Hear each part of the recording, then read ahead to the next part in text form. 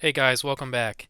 In this video, I wanted to go through the complete process of setting up an Arduino and an FSR on a breadboard. This is the microcontroller that I'm going to be using. This is a teensy 4.0, and you can see it's very small. This one actually didn't come with any pins for the breadboard. I had to solder these on by hand, but if you order this online, you can get one that has the pins, and I do recommend getting that if you can. If you're going with a classical Arduino, those also work with the software that we're going to use, but people do recommend using the teensy. It is a little bit more powerful and it allows you to use like the joystick library. So definitely recommend the teensy if you can get it. When you order the teensy, it comes with this card, and this card is actually very handy. It gives you the all of the pin locations of the teensy board, and it tells you exactly what each one does. So, for instance, the ones that say analog pins are all of these orange ones on the side here, and we can use any of these for analog reading the FSRs. So definitely don't throw this away if you have it. It's going to be helpful later on. What we're going to actually need for this is a microcontroller, a breadboard. You might get a small one like this or maybe a big one. Either one's going to work fine for us, so I'll use the small one. You'll need a little bit of wire with a couple of jumper pins on the end. You can just use hookup wire or whatever you have. This will be for the FSR. You'll need the FSR itself. This is the one that I'll be using. I think this is a FSR 406. I get all my FSRs from Interlink, the online store. It's very cheap if you're in America. Not only is this cheap, but so is the shipping. If you're outside of America, it's a little bit more expensive. So you might want to contact them and see if there's anything they can do for you if you're in like Canada or Australia. Really, any of the FSR shapes work. On my other pad, I use these long ones. This is what they look like. And they're very similar. The difference is that this one here has a female connector on the end, so we can just plug our wires into that. It's very easy.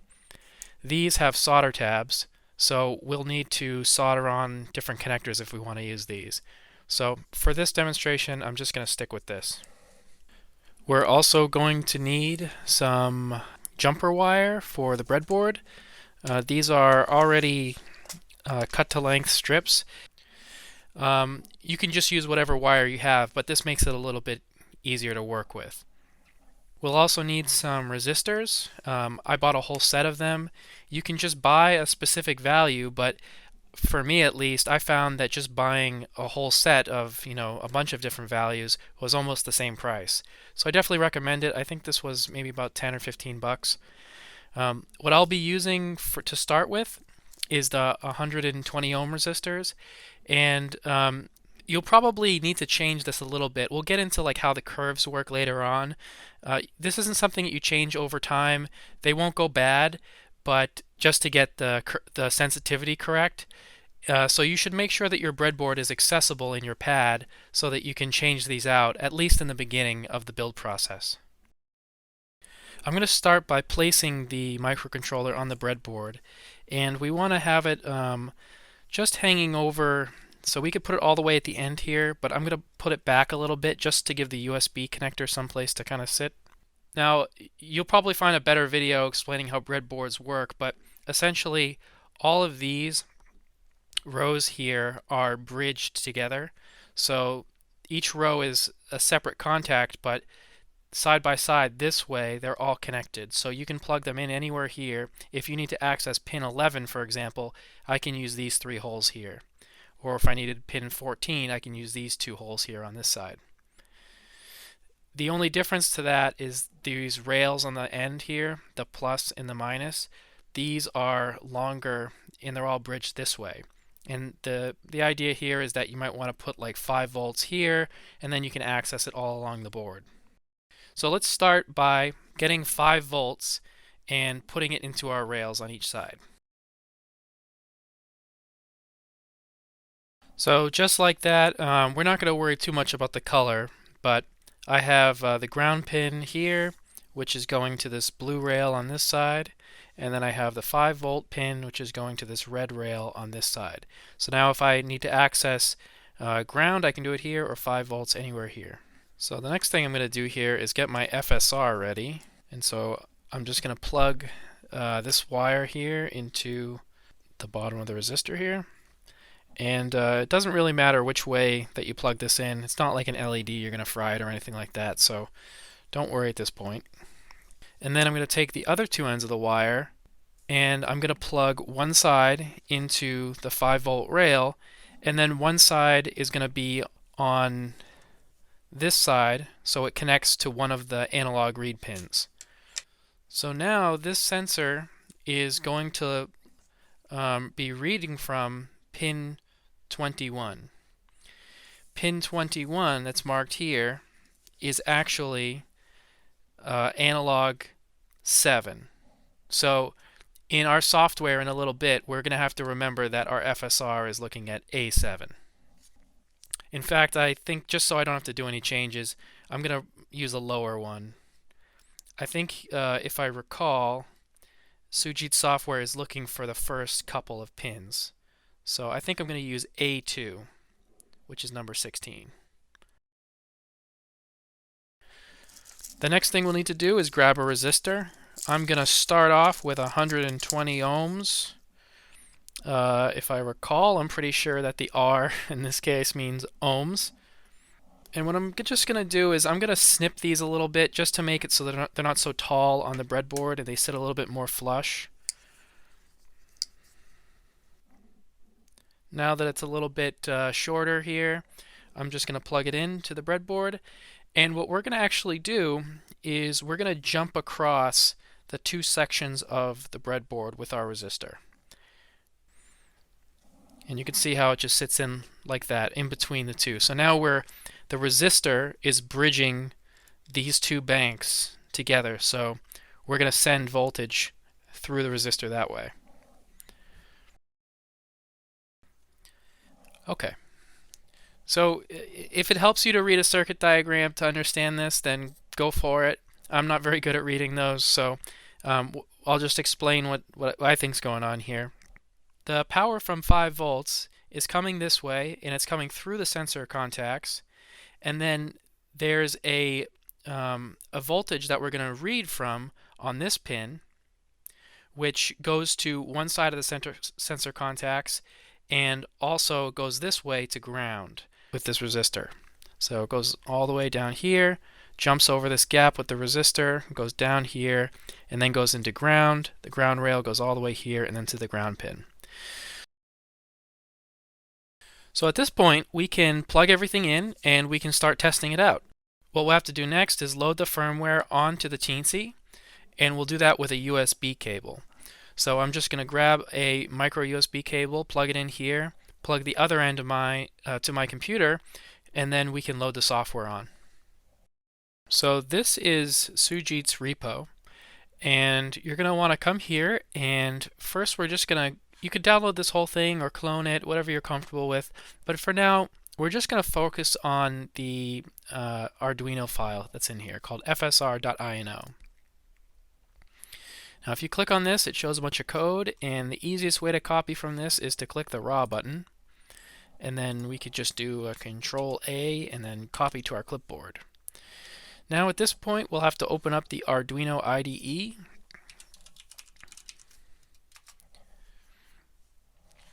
You can just Google where to find this and you can install it for your operating system.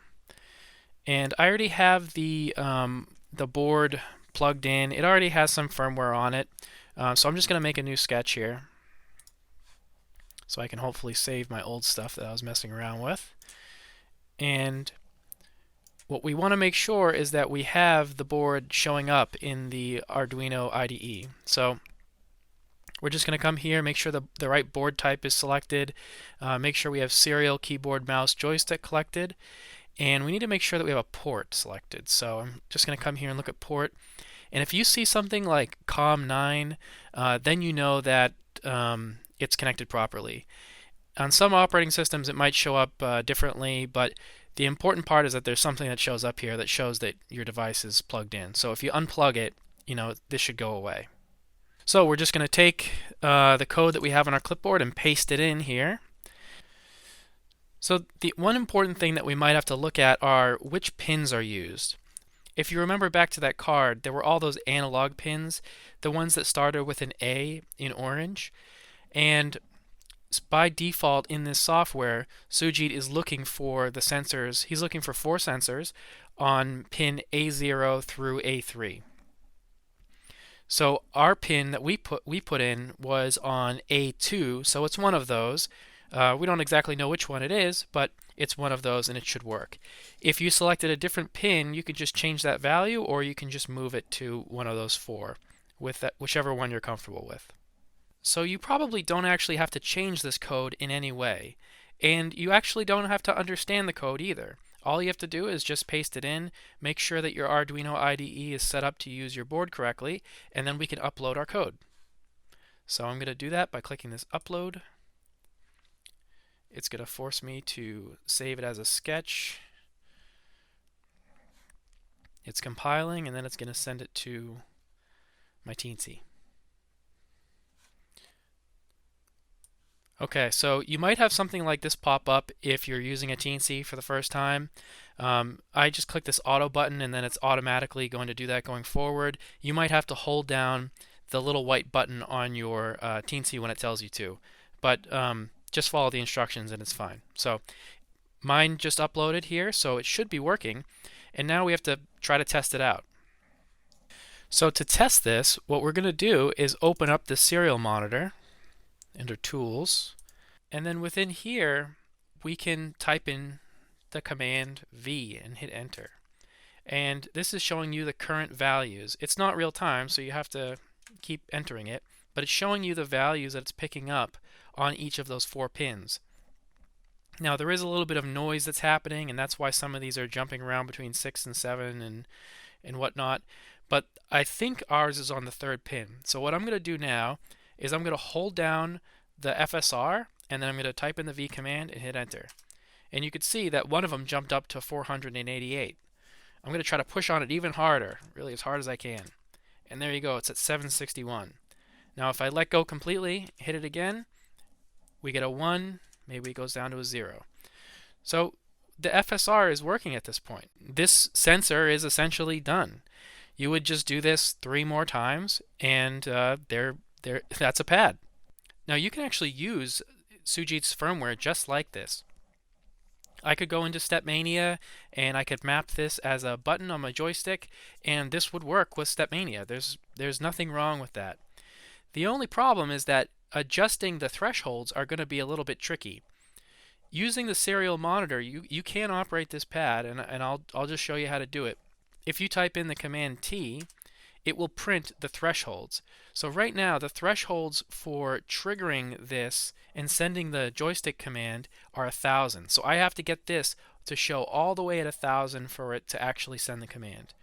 All I have to do is type in this special command. So if I want to have the 3rd sensor set to 200, then I would put in 3 and then 200.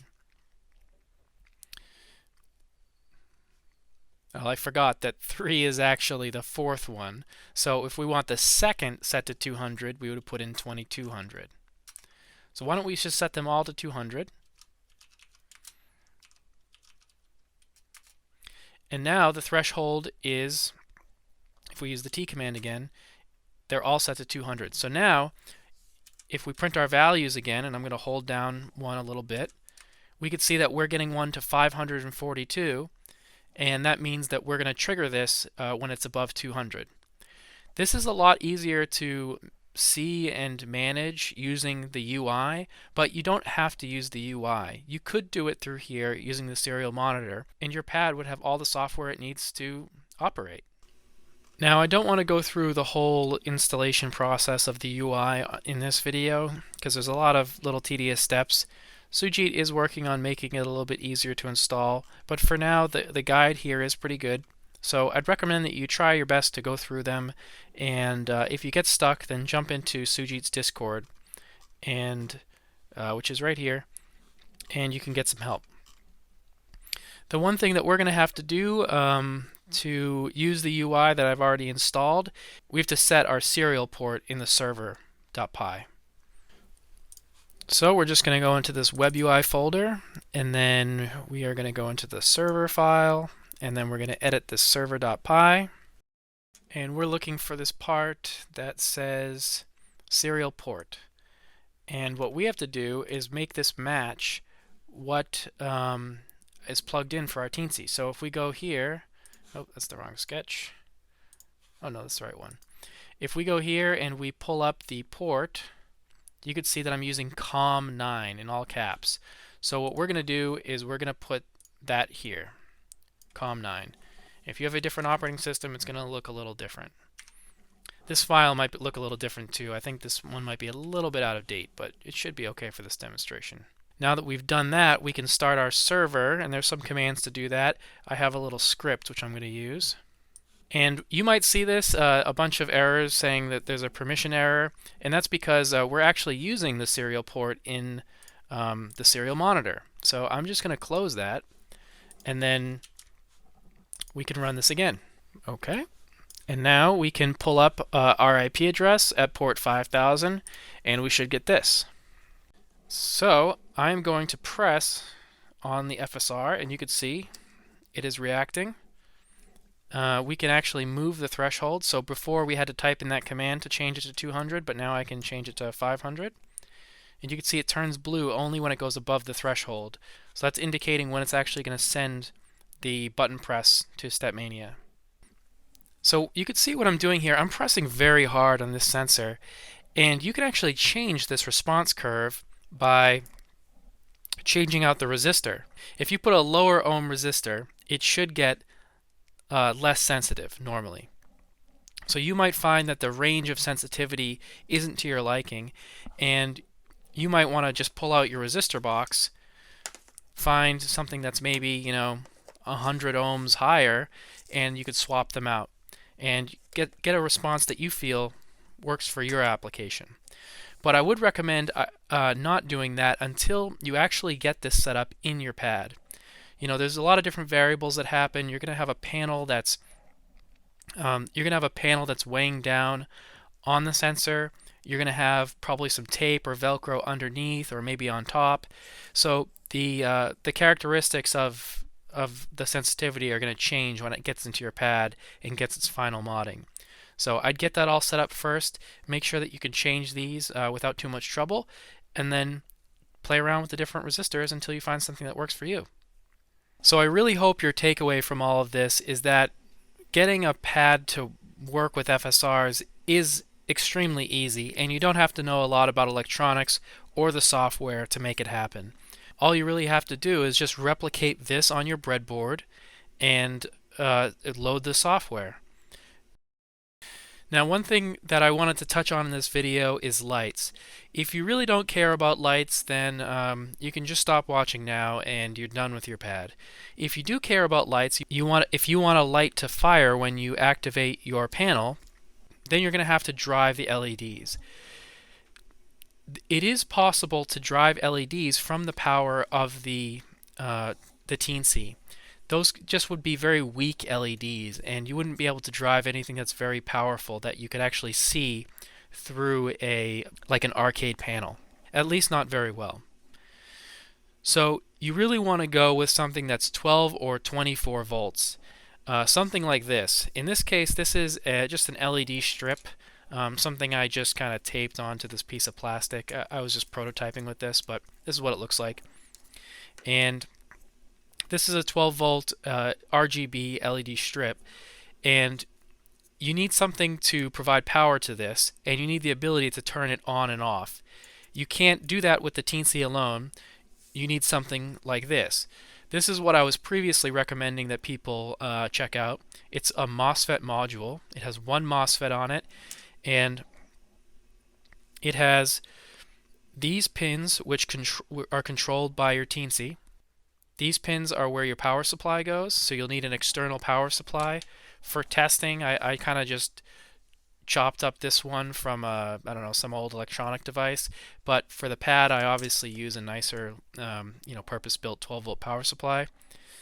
And then These terminals here go to your LED. When you send a signal onto the signal pin from your teensy, it will tell the MOSFET to send the 12 volts from the power supply into the LED.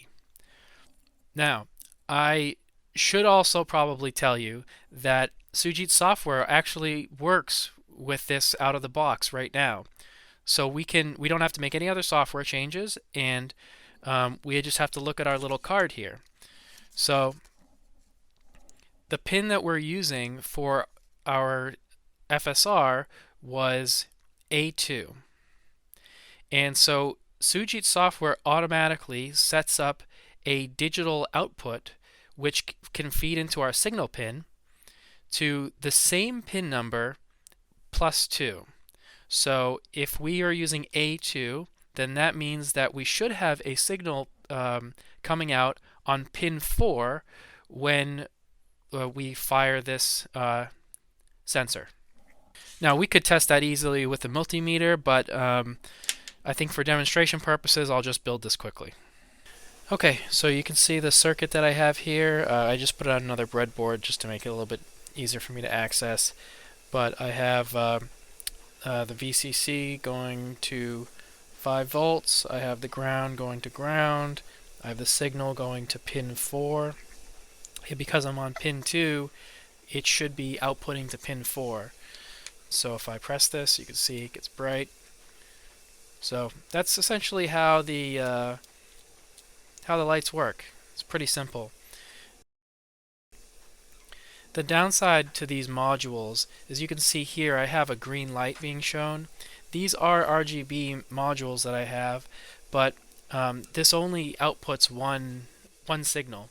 So what that means is that if you have RGB, you can choose red, green, or blue, but you can't mix colors between all of them. This is not an RGB driver.